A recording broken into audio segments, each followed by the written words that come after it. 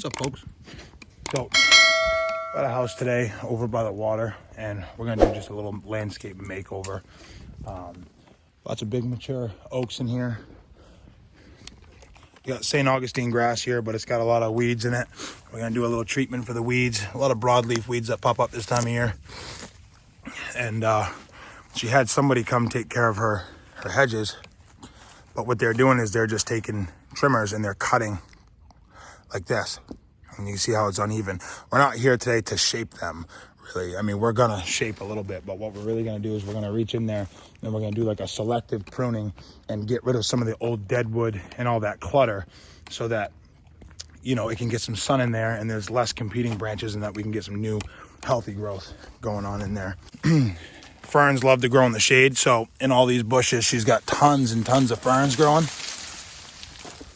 And most folks down here, they don't really know about pre-emergent herbicide that prevent weeds and things like this from growing before they take over. So we're gonna pull these just to get a little kickstart, and we're gonna spray to kill the rest of them. Then we're gonna put pre-emergent down to stop them from growing back next year. But say what's up, Kyle. What's going on? It's Kyle. It's my cousin Kyle helping me out. All right, folks. So this part took a while. Now, these bushes don't look all that good. They're really thin. There was a lot of dead wood, and there was a lot of things growing in between.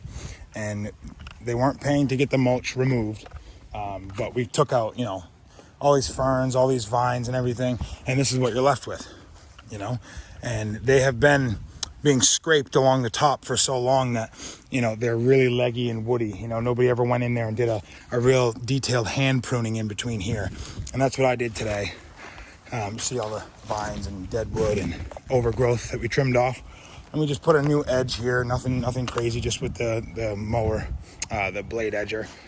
And along here, we kind of elevated them so that, and then we killed the weeds down below.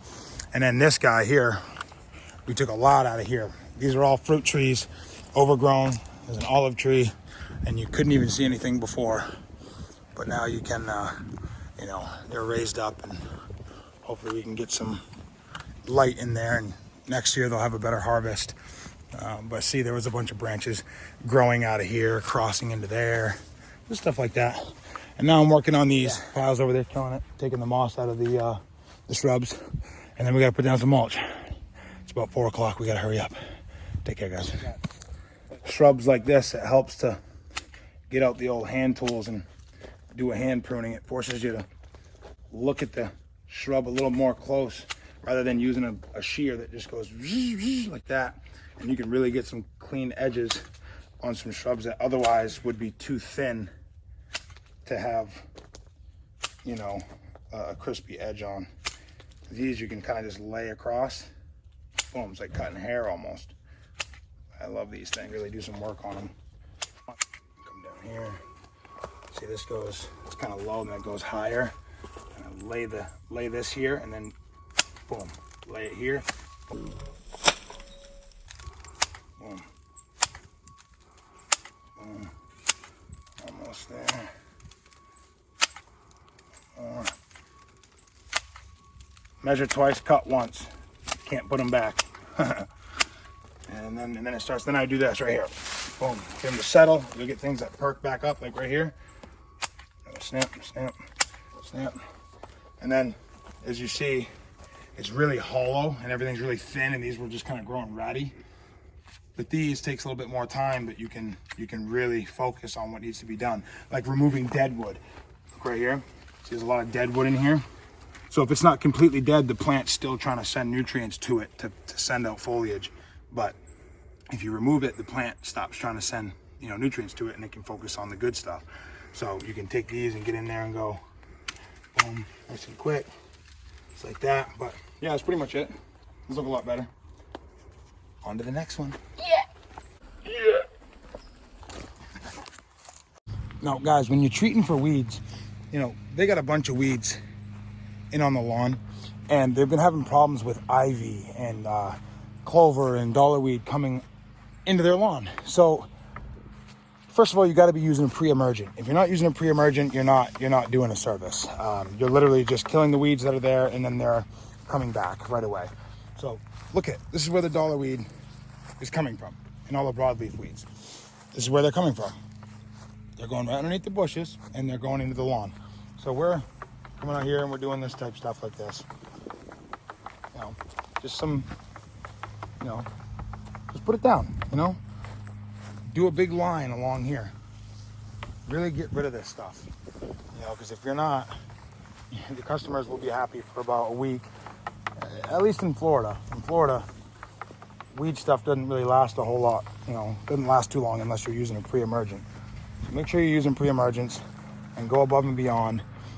Don't just treat the area where there is weeds, treat the area where the weeds are coming from. Get permission to do so, because it will help you big time.